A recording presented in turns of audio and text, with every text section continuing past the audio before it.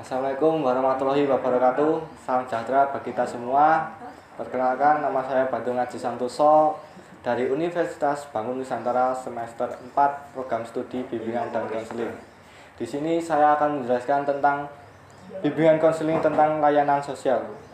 Pertama-tama saya akan membahas tentang apa itu yang disebut bimbingan konseling tentang layanan sosial, yaitu proses pemberian bantuan dari guru BK atau konselor kepada peserta didik untuk memahami lingkungan dan dapat melakukan interaksi sosial secara positif, terampil berinteraksi sosial, dan mampu mengatasi masalah-masalah sosial yang dialami.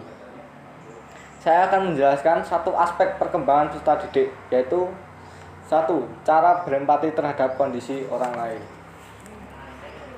Untuk bisa membahas empati lebih jauh, kita harus mengetahui apa arti kata empati terlebih dahulu. Empati berasal dari kata bahasa Yunani, yaitu empathia, yang memiliki arti ketertarikan fisik. Empati adalah sikap yang kompleks karena empati merupakan kemampuan manusia untuk merasakan keadaan emosional orang lain. Secara umum, arti kata empati dapat didefinisikan sebagai kemampuan seseorang untuk memahami orang lain dengan memposisikan diri sebagai orang lain tersebut. Dengan kata lain, empati berarti kemampuan manusia untuk bisa merespon keinginan orang lain yang tidak terucap secara lisan. Arti kata empati ini berbeda dengan pengertian simpati.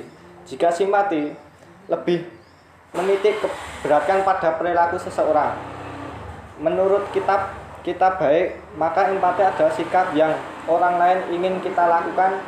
Perbedaan arti kata empati dan simpati ini juga mengaruh perbedaan tindakan yang akan kita ambil. Jika simpati biasanya hanya berhenti pada rasa iba, maka empati akan berlanjut pada tindakan membantu.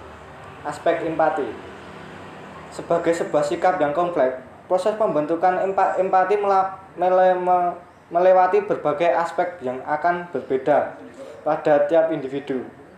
Setidaknya terdapat dua aspek yang berpengaruh pada proses penciptaan empati. Kedua aspek tersebut adalah empati kognitif dan empati efektif. 1. Empati kognitif. Empati kognitif merupakan sikap empati yang muncul atas dasar pemikiran seseorang.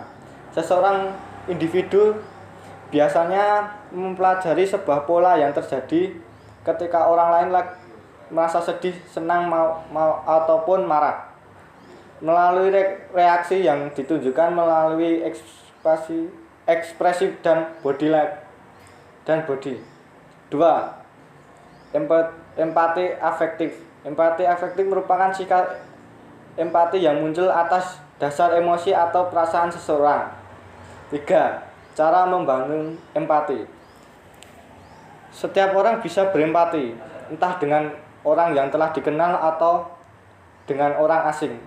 Meskipun begitu, cara membangun empati kepada orang yang telah dikenal tentunya akan berbeda-beda dengan cara yang saya akan sebutkan. 1. Belajar mendengarkan orang lain.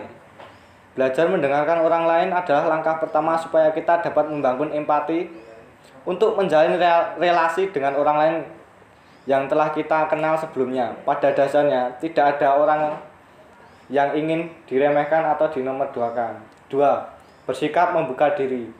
Bersikap membuka diri tidak terbatas pada kemampuan untuk memulai atau terlibat dalam pembicaraan dengan orang lain, namun juga membuka diri secara emosional dengan orang lain.